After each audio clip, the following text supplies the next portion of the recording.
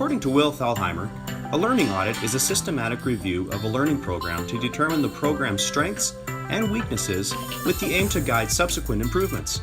It is a feedback instrument that allows the instructor to gain valuable information from the students in regards to course progress and instructor effectiveness. The instrument is twofold in that it can also help the learner review their own feedback and recognize change and growth of themselves within the course. Thalheimer says that human learning is very complex, infinitely more complex than rocket science. That is why it's critical that we support our learning development efforts with periodic systematic reviews. We need to create a tool in which instructors can receive feedback from students as to how things are going. The idea behind the audit is to prevent learner frustration. If the learner feels frustrated because they feel their needs aren't being met in the classroom, the instructor needs to know this as soon as possible. Learners can also review their own audits and recognize that small incremental gains are taking place, and maybe they just didn't even notice. The audit encourages them with these gains. Well, how does the learning audit look? Well, we have obviously teachers and we have students. And the learning audit creates a feedback loop. Teaching is adapted based on student responses so that teaching is responsive. Regular and specific improvement points are used to close the learning gap so that learning is informed. Now, what does constructive feedback look like? For feedback to be constructive, the learner needs to know, where am I going? This question defines their goal within the class.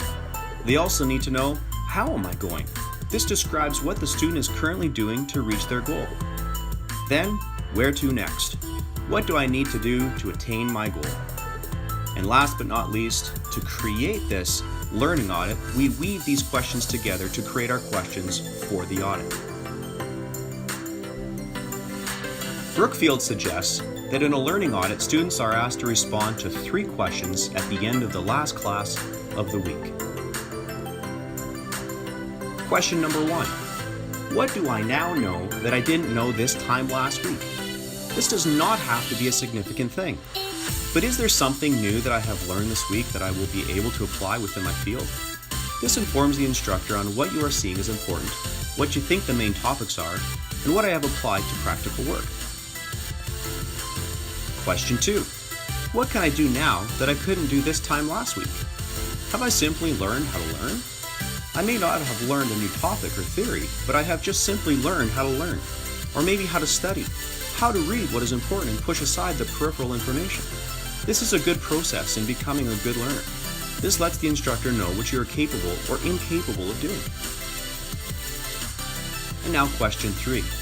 What could I teach others to know or do that I couldn't teach them last week? This demonstrates confidence.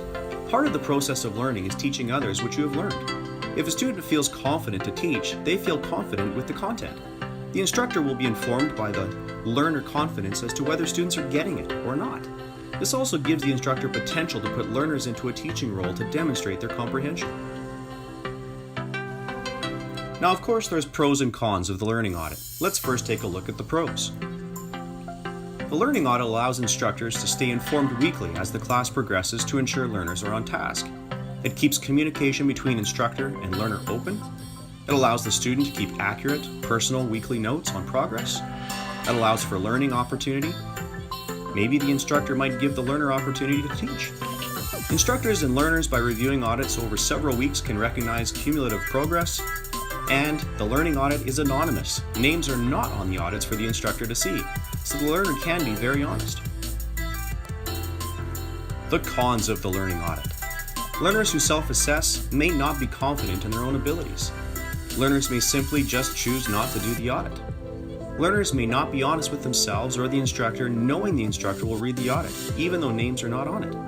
It takes time for the instructor to read all the audits and heed what they say. Success as an instructor takes time.